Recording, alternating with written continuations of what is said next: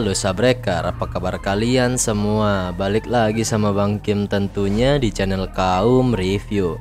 Kali ini Bang Kim akan ngelanjutin alur cerita manhwa yang berjudul Misi Penyelamatan Bumi part ke-19. Buat kalian semua yang belum nonton part sebelumnya, Bang Kim saranin buat nonton terlebih dahulu supaya kalian gak ketinggalan alur ceritanya. Oke lah, nggak usah lama-lama, buruan subrek bagi yang belum subrek, juga like dan komen sebanyak-banyaknya karena kita akan langsung masuk ke dalam alur ceritanya. Di part kali ini kita diperlihatkan saat ini Tianxing berniat untuk memeriksa keadaan warga pengungsi di desanya. Di sela-sela para prajurit membereskan kerusakan serta mayat serigala es yang telah mati di medan perang, Tianxing ingin mengetahui penyebab mereka lari menuju desa Xuanhuang. Tianxing menduga para pengungsi itu tidak hanya lari karena dikejar oleh serigala es tadi, namun sepertinya ada faktor lain yang membuat mereka lari ketakutan. Karena Tianxing mengetahui dua orang prajurit yang sedang membuntuti para pengungsi tadi. Mendengar dugaan Tianxing, Tuan Huang pun menanyakan kenapa Tianxing bisa menduga seperti itu. Tianxing menanggapi pertanyaan Tuan Huang, dirinya bukan menduga, namun ia telah melihat dan merasakan beberapa orang di lembah selama pertarungan melawan serigala es. Mendengar penjelasan Tianxing, Tuan Huang pun memiliki firasat dengan adanya dua orang yang mengintai tadi. Desa Xuanhuang mungkin juga menjadi sasaran dari klan mereka. Kemudian Tianxing menjelaskan kembali bahwa sebelumnya di desa Xuanhuang ada mata-mata dari klan spesial pastoral yang sengaja menyusup untuk memberitahu tentang keadaan desa Xuanhuang kepada klannya. Mendengar perkataan Tianxing, Tuan Huang menjadi was-was dan takut akan adanya lebih banyak lagi pertempuran yang akan datang. Sambil berbincang-bincang membahas musuh-musuh yang mulai mengincar desanya, Tianxing menghampiri para pengungsi yang berhasil mereka selamatkan dari serangan serigala es. Nampak para pengungsi itu telah disuguhkan beberapa makanan untuk mereka makan. Ketika sampai dan bertemu dengan para pengungsi itu, Tianxing menyaksikan kondisi kaki mereka yang terluka akibat berlari tanpa alas kaki selama berhari-hari. Karena Tianxing melihat kondisi para pengungsi itu sedang terluka, Tianxing memerintahkan Tuan Huang untuk memanggil Dr. Qiu dan anggotanya ke lokasi para pengungsi itu. Mendengar perintah Tianxing, Tuan Huang memerintahkan asistennya untuk mencari Dr. Qiu di departemen medis serta membawa lebih banyak obat-obatan untuk digunakan mengobati luka luar para pengungsi. Tiba-tiba salah satu seseorang wanita yang nampaknya wanita itu mengenal Tuan Huang sejak lama.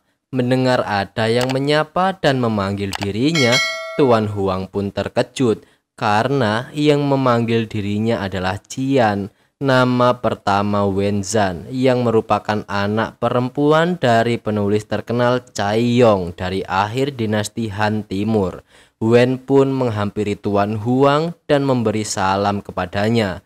Tuan Huang yang mengenali Wen, dirinya menanyakan kenapa Wen bisa melarikan diri dan menuju kemari, serta menanyakan tentang di mana ayah dan saudaranya berada. Wen pun menanggapi pertanyaan Tuan Huang. Wen menceritakan dirinya tidak tahu pasti tentang keberadaan ayah dan saudaranya.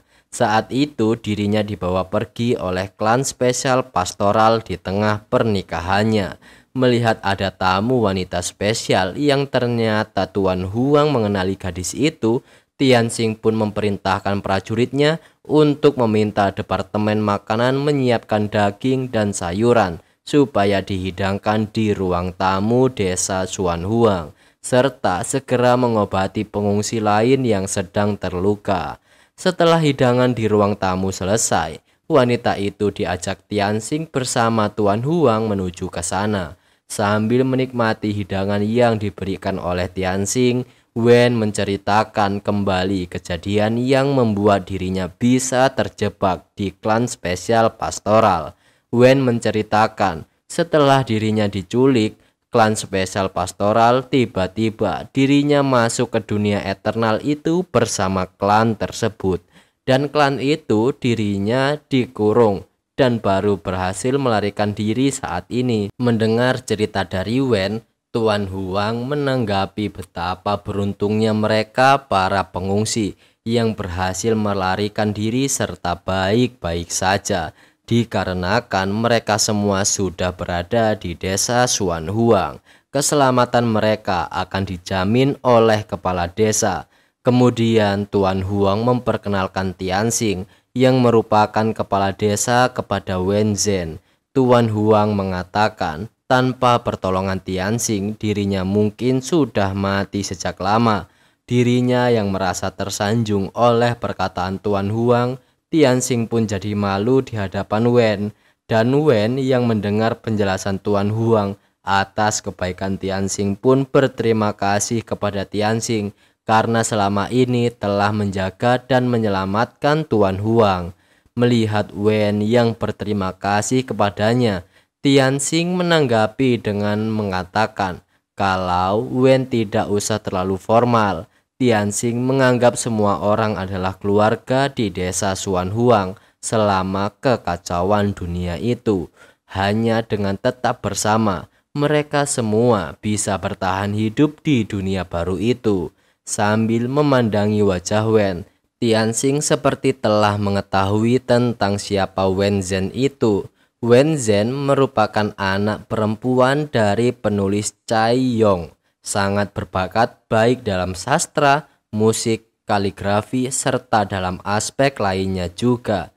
Tianxing pernah melihat karakter Wen Zhen di dalam game sebelumnya, namun dirinya tidak menyangka Wen terlihat lebih menawan di mata Tianxing di kehidupan nyata setelah melihat secara langsung. Dan sepertinya bukan hanya Tianxing saja yang memuji paras menawan Wen. Wen pun memuji Tianxing setelah melihat Tianxing yang sangat muda serta memiliki keterampilan yang baik. Tianxing pun berhasil mendapatkan rasa hormat dari Wen. Mendengar perkataan Wen, Tianxing yang baper karena habis di-speak sama Wen jadi malu-malu babi dibuatnya. Agar terkesan akrab, Wen pun menyarankan Tianxing untuk memanggil dirinya dengan panggilan Wen saja. Anjay, kayaknya desa Suan Huang bakal punya Bu Kades nih guys. Anaknya Pak Kades udah ada, tinggal Bu Kadesnya aja yang belum, ya kan? Tuan Huang yang melihat Tianxing dan Wen nampaknya terlihat akrab dan cocok. Dirinya mengatakan penampilan Wen serta bakat yang luar biasa, dan Tianxing juga cukup berbakat serta berani. Tuan Huang ingin tahu kelanjutan perkembangan mereka berdua ke depannya. Tianxing yang mendengar perkataan Tuan Huang pun jadi sok-sok terkejut, padahal ngarep. Karena perkataan Tuan Huang seolah-olah sedang ngecomblangin Tianxing dengan Wen nih guys. Tuan Huang pun menanggapi bahwa dirinya hanya berbicara sendiri dan tidak usah diambil hati. Baper mah baper aja kali. Begitulah kesimpulan perkataan Tuan Huang. Melihat Tuan Huang dan Tianxing berbicara dengan santai dan terkesan sangat akrab, Wen yang mengetahui Tuan Huang saat ini berbeda dari yang dulu pun ikut terkejut. Udah sampai di situ aja baper-bapernya. Tuan Huang pun bertanya kembali kepada Wen. Tentang tadi, Wen mengatakan bahwa Wen telah ditangkap oleh klan spesial pastoral. Lalu Tuan Huang menanyakan bagaimana cara Wen bisa melarikan diri. Kemudian Tianxing menambahkan pertanyaan dengan bertanya apa yang terjadi selama Wen berhasil kabur dari klan tersebut. Wen pun menjawab pertanyaan Tuan Huang dan Tianxing. Dirinya bisa kabur berkat Chen Xing dan Wu Guang yang memulai pemberontakan di camp klan tersebut. Para tawanan yang ditangkap, mereka melarikan diri di tengah kekacauan yang telah mereka buat. Setelah berhasil melarikan diri dari klan spesial pastoral serta hari sudah gelap, mereka semua tidak tahu kemana tujuan mereka dan kembali menemukan desa Xuan Huang. Mendengar nama Chen Xing dan Wu Guang yang disebutkan oleh Wen tadi, Tianxing jadi teringat. Kedua nama orang tersebut merupakan nama seorang pahlawan yang pertama kali mengatakan orang-orang yang kuat dan mulia lahir dengan kedudukan mereka dalam sejarah Cina. Kemudian Wen menceritakan lagi tentang apa yang dialami orang-orang saat menjadi tawanan klan spesial pastoral. Para tawanan itu diperlakukan layaknya hewan. Orang-orang dari klan itu memanggil tawanan dengan sebutan domba berkaki dua, dan bahkan orang-orang dari klan itu menganggap mereka sebagai makanan. Tianxing dan Tuan Huang yang mendengar penjelasan Wen pun terkejut dan kaget betapa tidak manusiawinya klan tersebut. Wen menambahkan kembali, orang-orang klan itu memaksa tawanan pria bekerja setiap hari. Tidak peduli seberapa lelahnya tawanan itu, sedangkan tawanan wanita akan dijadikan mainan oleh Raja Zuo Xian hingga mati dan tidak ada seorang pun yang bertahan. Mendengar Raja Zuo Xian, Tianxing menanyakan siapa nama raja itu. Wen menjawab, raja itu bernama Liu Bao. Mendengar nama Liu Bao, Tianxing mengetahui sejarah nama itu. Liu Bao merupakan pimpinan dari suku Hun selama dinasti Han Timur, jahat dan sangat menikmati perempuan. Salah guys, maksudnya pertempuran. Tuan Huang yang memiliki firasat bahwa desanya akan menjadi sasaran Liu Bao, dirinya menyarankan Tianxing untuk mempersiapkan diri dengan baik untuk pertempuran. Menanggapi saran dari Tuan Huang, Tianxing yakin dengan kekuatan prajurit yang ia miliki, karena dengan kultivasi yang prajurit lakukan, itu semua sudah cukup untuk melawan dan menghabisi mereka sekaligus. Walaupun Tianxing tidak mempelajari teknik militer dengan benar, namun di eranya ada informasi di mana-mana tentang strategi perang. Jadi setidaknya Tianxing sedikit mengetahui tentang hal tersebut. Kemudian Tianxing memerintahkan Tuan Huang untuk memanggil Jenderal Yang Ye agar menemui dirinya. Tianxing akan melakukan diskusi terkait strategi perang yang akan dibahas dengan Jenderal Yang Ye. Tak berselang lama, Jenderal Yang Ye pun datang menemui Tianxing. Tianxing kemudian membicarakan tentang desa Xuan Huang yang kemungkinan akan diserang oleh prajurit dari klan spesial pastoral. Karena Tianxing tidak memiliki pengalaman dalam perang, Tianxing ingin mendiskusikan rencananya pada Jenderal Yang Ye. Tianxing memiliki beberapa ide setelah mengamati medan sekitar lembah, dan Tianxing ingin mengetahui tanggapan Jenderal Yang Ye terkait idenya tersebut. Tianxing menjelaskan hanya ada satu pintu masuk ke dalam lembah dan sepertinya ada gunung terbelah di sana. Jadi selama dirinya menggunakan batu besar untuk memblokir jalan mereka, dirinya bisa menjebak musuh di luar desa. Karena klan spesial pastoral berspesialis dalam berkuda serta menembak. Selama Tianxing bisa menemukan cara untuk membatasi mereka melakukan itu, Tianxing dapat melemahkan kekuatan mereka. Mendengar penjelasan rencana Tianxing, Jenderal Yang Ye pun setuju dengan rencana Tianxing. Walaupun terkesan rencana yang sederhana, tapi cara itu pasti yang paling efektif untuk menghalau musuh. Rencana awal Tianxing adalah untuk menghentikan musuh dari berkuda, kemudian melawan mereka dengan rencana berikutnya. Tianxing menyerahkan rencana itu pada Jenderal Yang Ye beserta prajuritnya. Ketika Tianxing masih mendiskusikan rencananya pada Jenderal Yang Ye dan Tuan Huang, dari belakang calon Bukades datang membawakan minuman untuk Tianxing. Setelah Tianxing mengatur Wen dan penduduk desa lainnya, ia mulai merencanakan pertempuran yang akan datang melawan klan spesial pastoral. Kembali ke lokasi klan spesial pastoral berada. Setelah keributan dan kekacauan yang dialami klan tersebut, terlihat prajurit sedang mengidentifikasi mayat dari rekan-rekannya serta melaporkan hasil dari pengamatannya. Prajurit itu melapor pada Raja Zhou bahwa mereka telah kehilangan 3 tenda, 3.000 apen makanan, dan sekitar 1.500 tentara. Belum sempat melanjutkan laporannya, prajurit itu disuruh menghentikan laporannya. Kemudian Raja Zhuo bertanya tentang jumlah domba berkaki 2 yang berhasil mereka bunuh. Prajurit itu menjawab, kebanyakan pria mati tertembak dan sebagian lagi mati diterkam bis ganas. Tetapi untuk para wanita, saat mereka berhasil ditangkap, mereka bunuh diri. Jadi tidak ada yang tersisa dan berhasil mereka bawa ke klan.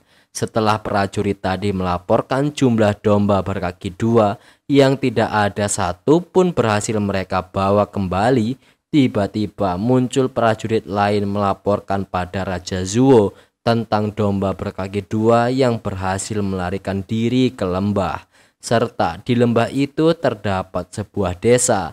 Menurut laporan dari prajurit lainnya, lembah itu memiliki tanah yang subur dan air yang jernih. Kriteria lokasi seperti itu merupakan tempat yang selama ini Raja Zhuo cari.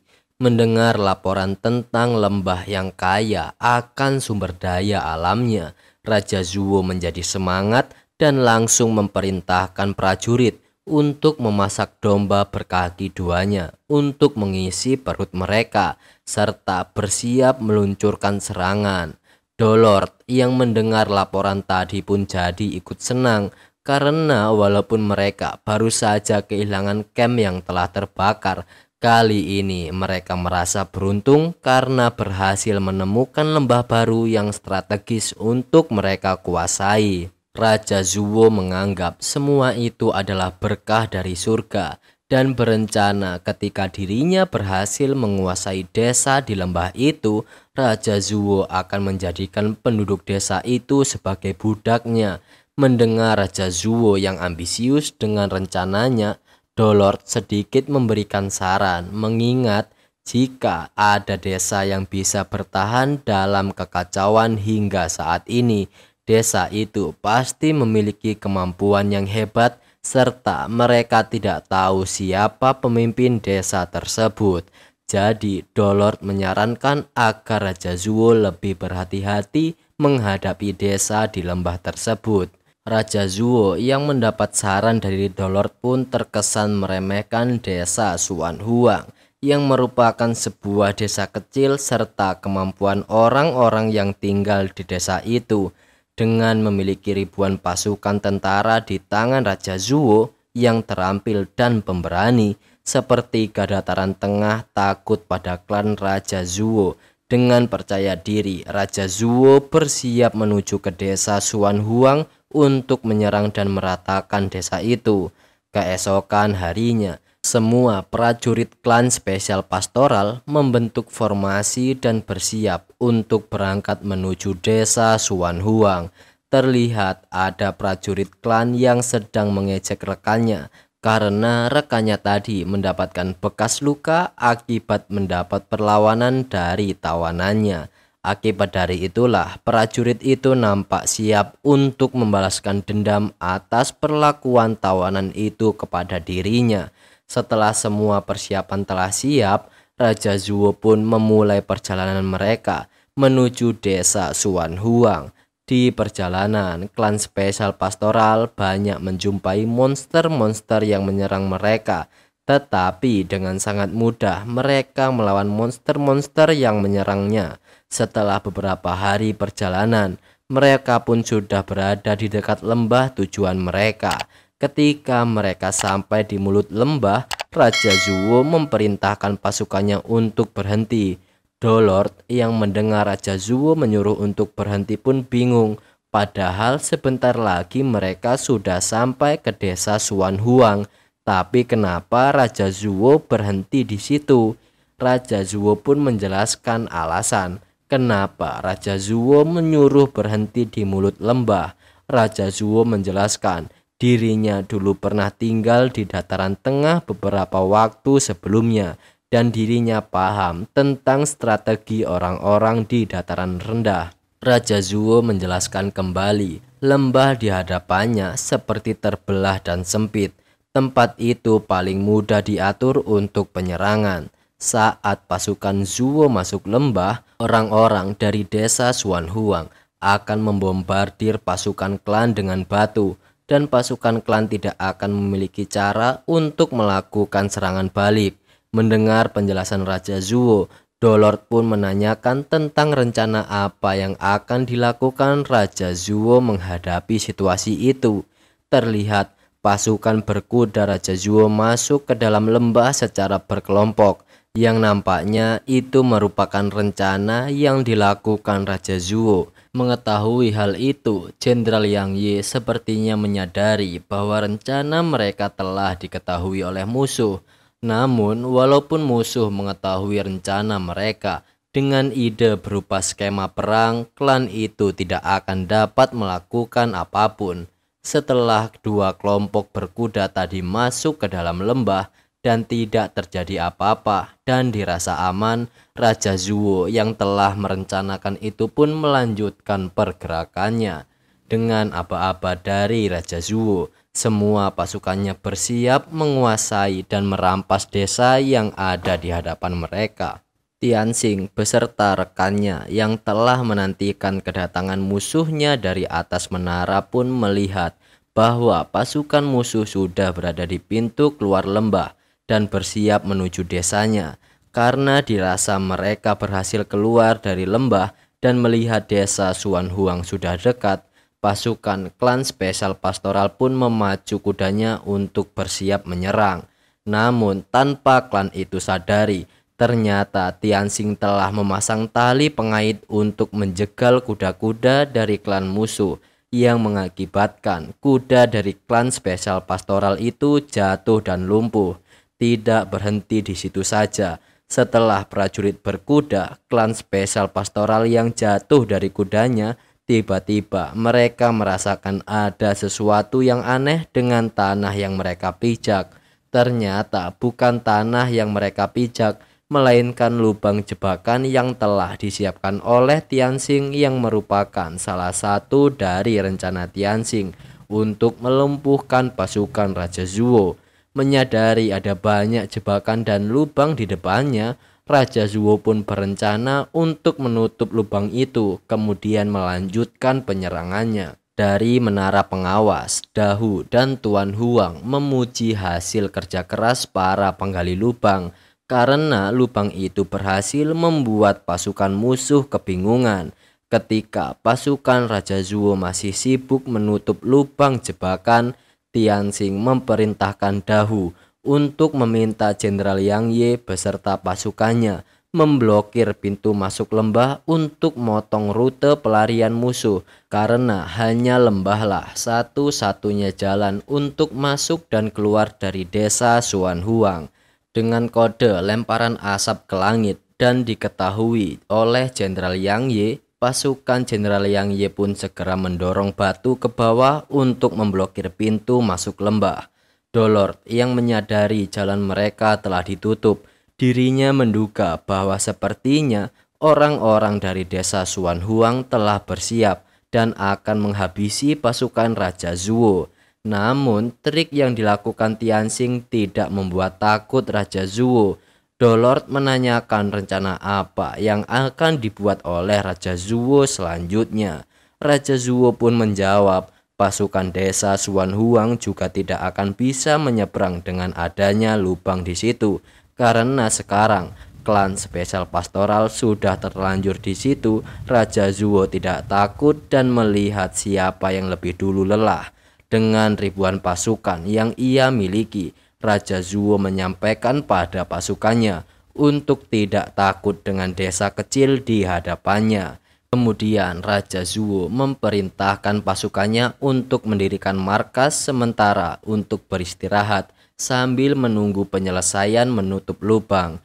Nampaknya hal yang dilakukan klan spesial pastoral telah diprediksi Tianxing sebelumnya.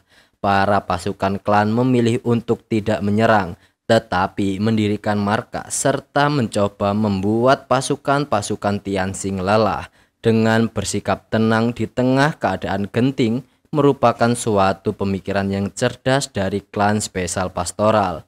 Melihat situasi dan kondisi musuh di hadapannya, Tianxing memprediksi walaupun musuh memiliki banyak pasukan, mereka tidak akan maju karena takut akan penyergapan.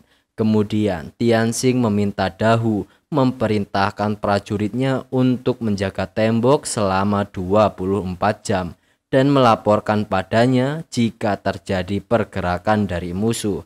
Kemudian Tianxing menjelaskan, dengan musuh yang cerdik, ini merupakan pertempuran akal, yang mana Tianxing akan menjadikan tempat itu sebagai mimpi terburuk klan spesial pastoral. Lalu akhirnya part ke-19 pun sampai sini dulu nih Sabreker. Terima kasih buat kalian semua yang udah nonton video ini sampai selesai. Dan juga terima kasih buat kalian semua yang selalu setia dengan kami di channel Kaum Review. Tungguin part selanjutnya yang akan kita upload secepatnya. Terima kasih banyak. Bang Kim pamit, sampai jumpa di part selanjutnya. See you and bye-bye.